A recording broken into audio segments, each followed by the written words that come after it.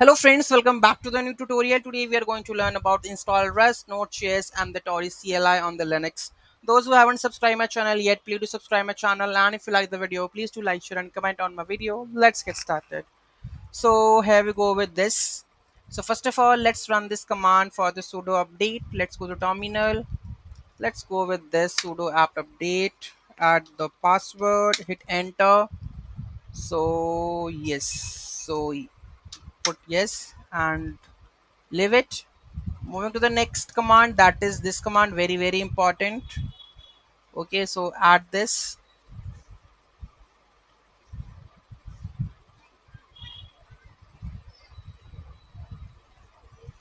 Okay, just hit enter for this.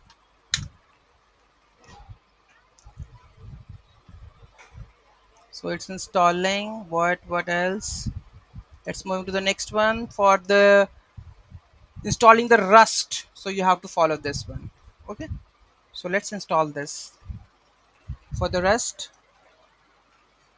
downloading the installer. Okay, so we will go with the, just press enter, first one.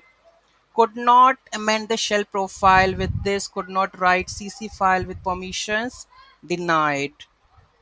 Okay, so let's run it with sudo, I suppose.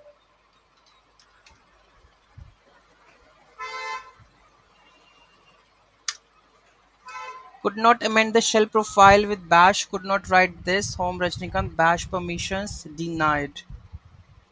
If I go with sudo su, then what will happen? After I run with this command, let's have a look.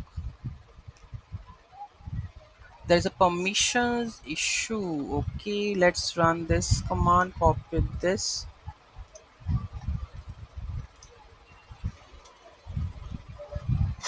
Let's copy this. Okay, I'm using for the root user. Let's have a look. Hope so. I'm on the root user. Hope so it will work. Yes, it works. Okay, here you can see that it's downloading.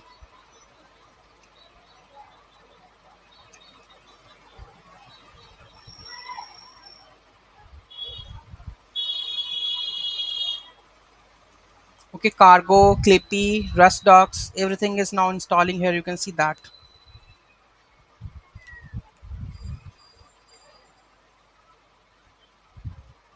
Okay, so this is done, right?